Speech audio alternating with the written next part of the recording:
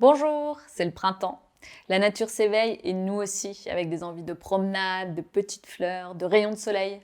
Sauf que le grand bol d'air pur printanier n'est pas toujours au rendez-vous. Pour beaucoup, des désagréments qui encombrent toute la sphère ORL, avec écoulement d'hiver, viennent entacher cette période. La naturopathie offre plusieurs solutions pour profiter du printemps en limitant ces désagréments. Je vous en propose quelques-unes aujourd'hui. Tout d'abord, pour mieux appréhender ces problèmes saisonniers, rappelons ce qui se passe dans l'organisme. Le corps est outillé pour lutter contre des attaques extérieures multiples. Mais parfois, la réponse de l'organisme est mal ajustée. Dans le cas de ces désagréments printaniers, un contact avec certains éléments, comme des pollens par exemple, entraîne une réaction de rejet disproportionnée du système immunitaire. Le corps se sent attaqué et génère de l'histamine, une sorte de messager qui déclenche dans l'organisme des réactions inconfortables. Éternuement, larmoiement, encombrement nasal. En naturopathie, on essaiera donc de rééquilibrer le terrain pour que le système immunitaire ait une réaction mesurée et adaptée. Rappelons tout d'abord que 60 à 70% de notre système immunitaire se situe dans nos intestins. Il sera donc intéressant de rééquilibrer notre microbiote intestinal pour que la réponse immunitaire de nos cellules de défense s'ajuste correctement. La flore intestinale est un ensemble de 100 000 milliards de bactéries aux multiples fonctions.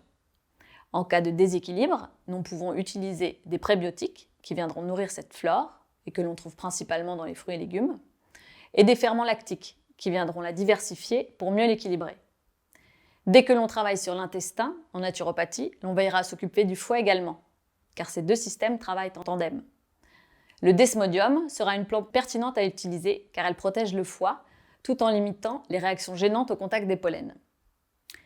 Il sera ensuite intéressant d'intervenir pour contenir la libération d'histamine. En micronutrition, le zinc, par exemple, va agir sur les membranes des cellules pour moduler leur réponse. En phytothérapie, l'ortifeuille et le plantain sont aussi traditionnellement utilisés dans cet objectif. Les désagréments saisonniers signent aussi une réaction disproportionnée de l'organisme qu'il sera pertinent d'aider à réguler.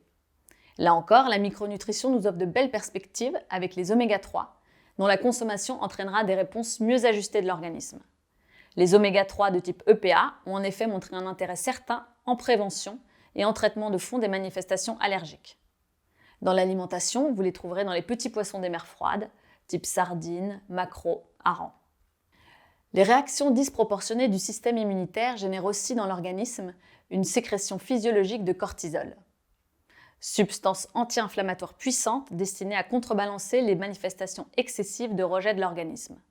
Il faudra donc bien soutenir les surrénales, les glandes qui libèrent du cortisol, via l'alimentation, avec des aliments comme le céleri, les algues ou encore le miso. En phytothérapie, une plante comme le cassis a des effets qui se rapprochent de la libération de cortisol. Elle sera donc très intéressante pour cette problématique saisonnière.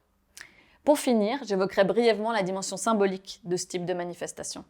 L'organisme semble en effet sur la défensive. Il se met dans une posture de combat excessive, persistante, entêtée.